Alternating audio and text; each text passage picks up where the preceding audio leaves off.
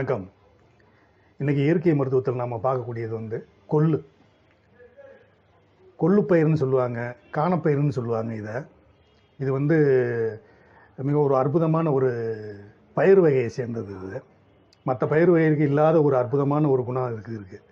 இது என்னென்னா, நரம்புகளை ரொம்ப ரொம்ப ரொம்ப தூண்டிவிடக்கூடியது. இது குறிப்பாக மூளையில் உள்ள நரம்புகளை தூண்டக்கூடியது. இது சிறு குழந்தைகளில் படிக்கிற குழந்தைகளுக்கு இதை நீங்கள் அடிக்கடி உடம்புல சேர்த்துக்கிட்டே வந்தீங்கன்னா